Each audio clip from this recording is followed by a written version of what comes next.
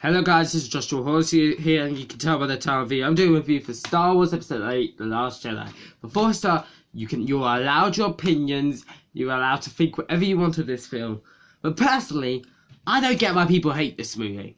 I honestly don't. It's one of my favourite Star Wars films. It is an incredible storytelling movie, and I just don't get why people hate it. I just don't.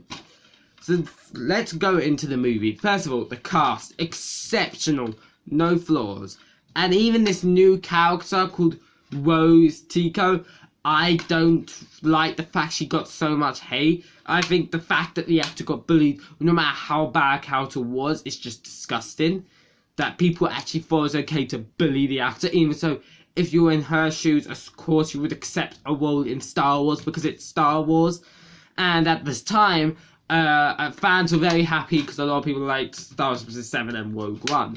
So of course, in that situation, of course you're gonna go, yes, I wanna be in Star Wars, because you would. It could make your career being in Star Wars, but yet people bully her, which I don't think is. And her character wasn't that bad. I like the story she was trying to tell. She was a good character, not a great character, but a good character. And everyone else in this film was exceptional. Daisy Ridley, exceptional as Rey.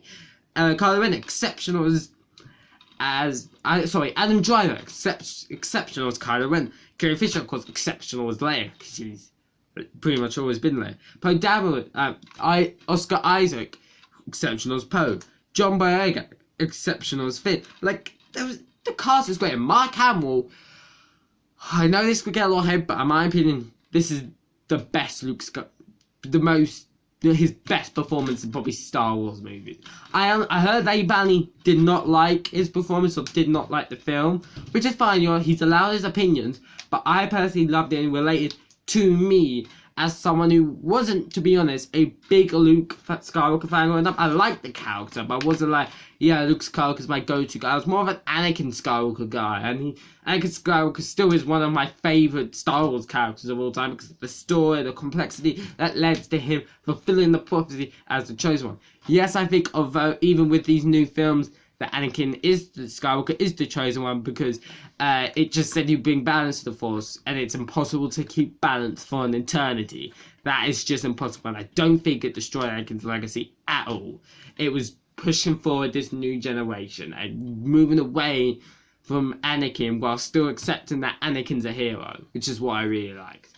But let's get into this film. So the plot, so basically this is apparently based right after Episode 7, like there's no time in between, basically. So basically what's happening in this film, Rey's trying to convince Luke to help, but while they're doing that, the Resistance is trying to escape from the First Order, but they're dangerously low of fuel, and the First Order has new tech which allows them to track ships through light speed. So they can't just light speed away and be gone, and they're dangerously low on fuel.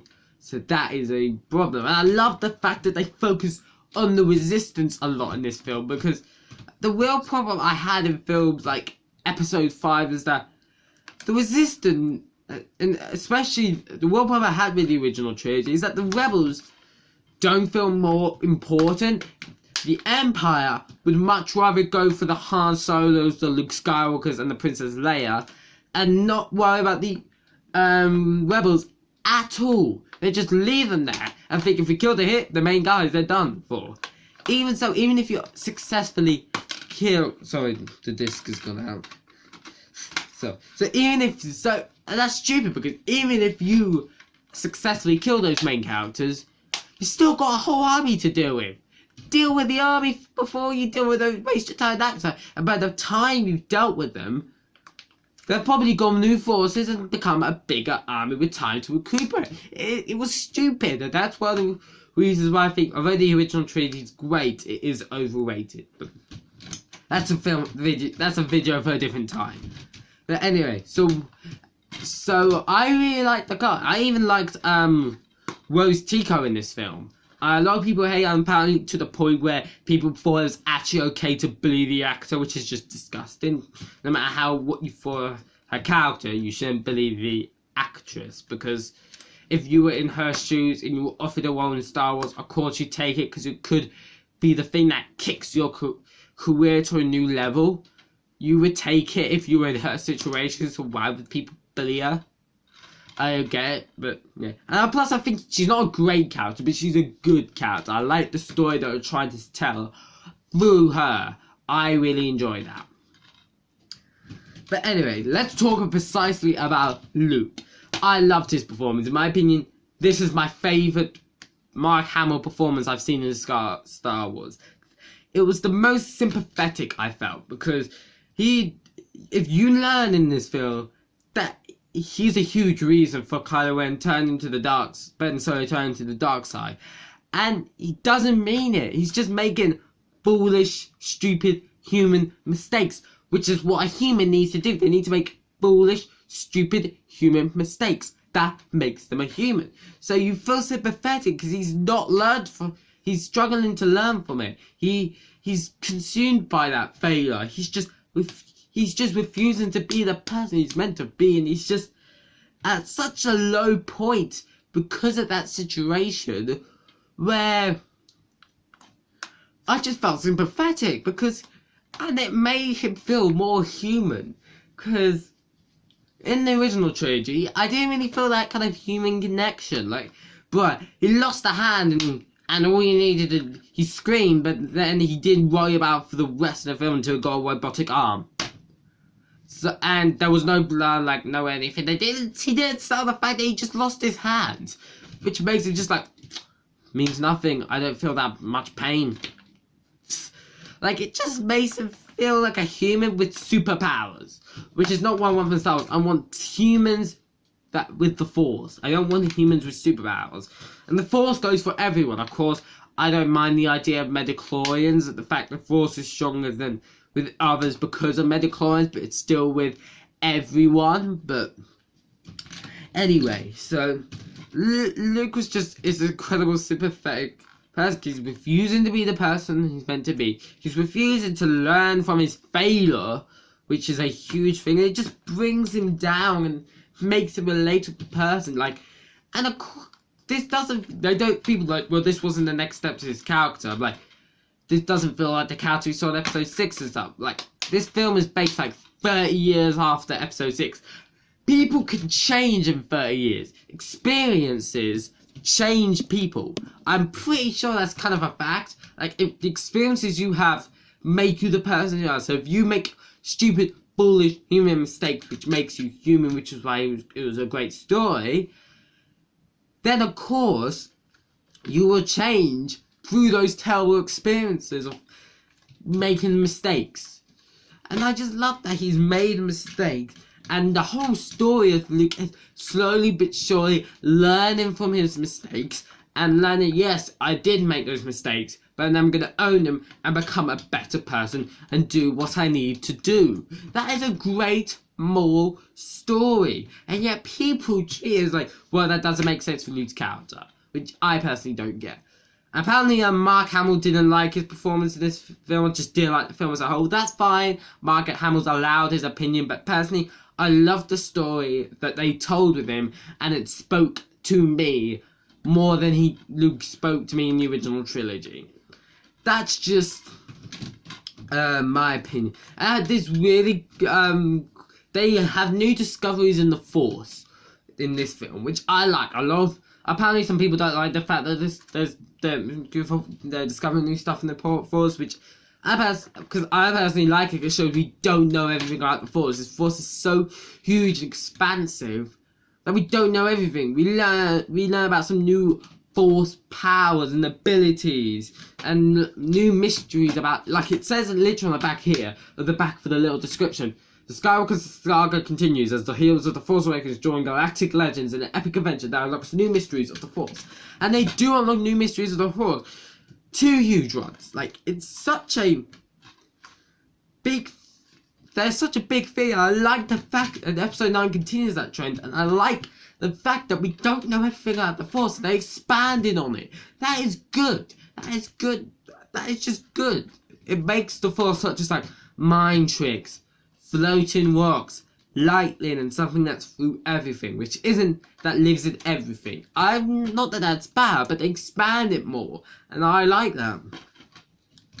Yeah, so basically, I personally don't have a negative thing to say about this film. The story they told with Rose Tico's character as they go on Rose and Tico go on a trip to try and allow them to escape. And a lot of people don't like it because it kind of leads to nowhere.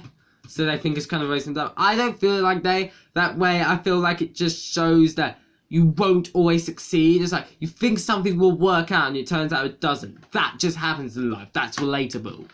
And I like the story they were telling is that there are people in this world who honestly don't care what side they're on as long as they get money. If there's war, they would get money because they can give sides equipment and build ships for certain sides so they can make money out of it. Like, it shows this idea of people not having a firm allegiance. Like, they can they can build with ships for First Order and get money, but they're also willing to build ships for their enemies and get money. They don't care about size, they just care about money. It's just a money corporate world, and I like that kind of story they told. I kind of personally think the showdown bit, Luke's last moments in the film, I personally think suit his character perfectly after he's learned everything, learned from his mistakes, and he does what he can do best. And a lot of people don't like it because of the situation. I feel like I need to do a spoiler review where I can tell you why I like certain things, because this is probably the most spoiler-ish without going into spoilers. But I personally thought his final moments of what he did at the end of the film suit his character. I thought it suits his character and what he can do best as a Jedi. But overall, man, I love this movie. There's just so much to talk about it. And Rian Johnson is a brilliant director, I can tell from this film, because the film's just brilliant in my opinion. I just love it. I love the stories they told. It expands anything.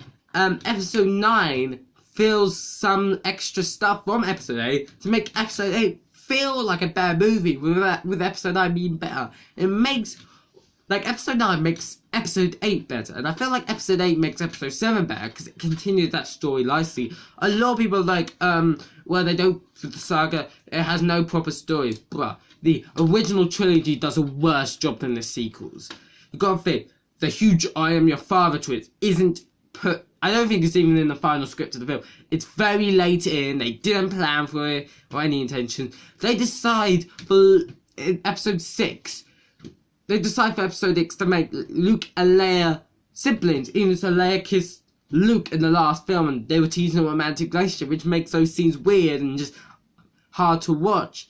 And that ruins that.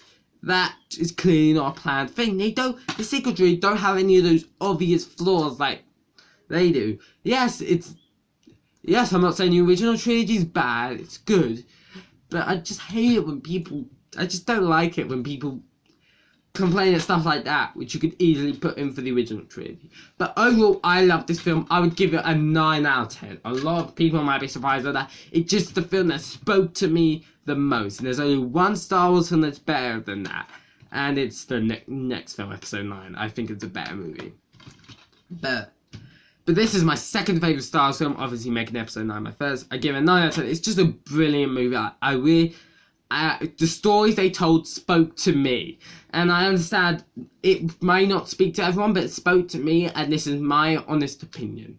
So I hope you enjoyed this video. If you did, don't forget to like the video, subscribe to the channel, and let me know in the comment section below what you thought of the movie. As long as you're respectful of other people's opinions, there is no problem in giving out your opinions, as long as you're respectful to other people giving out their opinions. So I hope you enjoyed this video. I'll see you on the next one. Bye, guys.